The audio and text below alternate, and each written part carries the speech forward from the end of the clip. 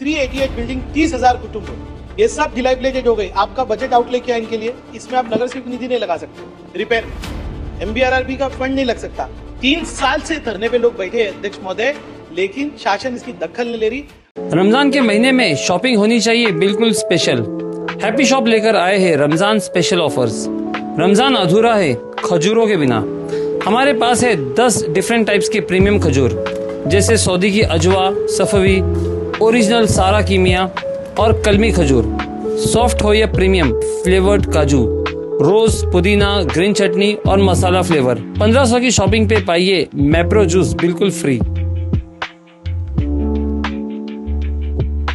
अध्यक्ष महोदय, सम्मान्य मंत्री महोदय जी ने यहाँ पर विस्तारित उत्तर दिया। 388 बिल्डिंग है, 30,000 कुटुंब इसमें रहते हैं। पिछले साल अधिवेशन चालू था, पूरे लोगों ने आजाद मैदान पे धरना किया। मैं सम्मान्य मुख्यमंत्री जी के पास गया। अध्यक्ष महोदय ये कह रहे कि हमने 33(7) के सारे बेनिफिट इनको दिए और आज 10 प्रपोजल आपके पास है, 10 में से ना एक ही प्रपोजल को आप NOC दिए हो। अध्यक्ष महोदय, ये जो बिल्डिंग है 30 साल पुरानी हो चुकी है। मैं जहां पे नगर सेवक था वहां पे अक्सा, नौबार, इस्लामिया, अशरफिया, अभी इसमें आप नगर सेवक निधि नहीं लगा सकते हो, रिपेयर में MBRRB का फंड नहीं लग सकता। मेरा सबसे पहला प्रश्न है, 388 बिल्डिंग 30,000 कुटुंब, ये सब डिलाइबलेटेड हो गई। आपका बजट आउटले क्या है इनके लिए? अभी ये तो इमीडिएटली रिपेयर रिकंस्ट्रक्ट नहीं होने वाली। पहली बात, आप वहां रिपेयर नहीं करते, उनका भाड़ा आपने बना दिया। छोटी सी लाइट जाती है ना, उसके लिए नगर सेवकों का क्या कैसे परेशान होता है मैं आपको बताऊं। अध्यक्ष महोदय, 10-10 फोन करने पड़ते। मूल मुद्दा क्या है कि आपके 3 बार अमेंड करने के बाद भी, परिपत्रक निकालने के बाद भी विकासक आ नहीं रहे। मेरा आपसे स्पेसिफिक प्रश्न है, MCHI जो पूरे मुंबई की सबसे बड़ी बॉडी है डेवलपर्स की, आर्किटेक्ट्स की, उन्होंने आपको निवेदन किया है कि ये स्पेशल केस करके आप इसमें अलग अलग अति शर्ती रिलैक्स करो। 3 साल से धरने पे लोग बैठे हैं अध्यक्ष महोदय, लेकिन शासन इसकी दखल नहीं ले रही। मैं गारंटी के साथ कह रहा हूं, अभी भी अध्यक्ष महोदय, क्या आप उप मुख्यमंत्री साहब के अध्यक्षता में एक मीटिंग रख के MCHI ने जो सुझाव किए वो अमेंडमेंट करोगे क्या?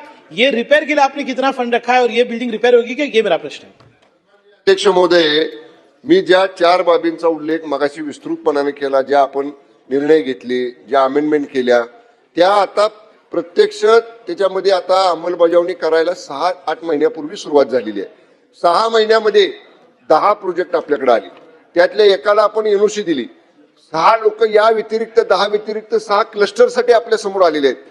आणि जो काय अमेंडमेंट आपण केलं, आता बघा, आपण 25% रेडी रेकनरच्या दरानं बांधकामाचं FSI घेणार। आपण जे त्याच्या अगोदर त्याच्याकडनं आपण सन्मान्य अध्यक्ष महाराज प्रीमियम घेणार होतो 20%। या सगळ्या सुझाव जे आपण म्हणताय ना, ते बांधकाम व्यावसायिकांचे प्रतिनिधींनी पण दिलेले आहेत। भाडेकरू जे राहतात जीर्ण घरांमध्ये, त्यांच्या संस्थांनी, त्यांच्या संघटनांनी सुद्धा या ठिकाणी आपल्याकडे दिलेले आहेत।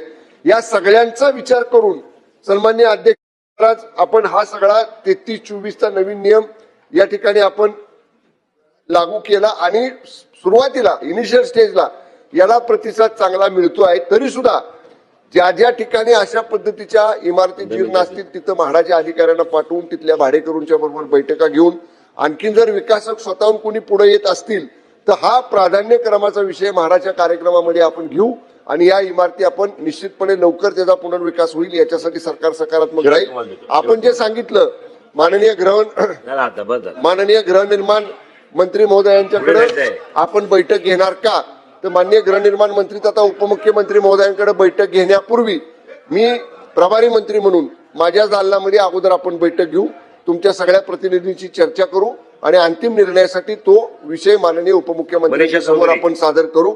आणि सन्मान्य सभापती अध्यक्ष महोदय, एकूण 75 कोटी रुपये वर्षाला आपण या दुरुस्तीच्या कामासाठी आपल्याकडे राखीव म्हणजे निधी उपलब्ध केलेला आहे।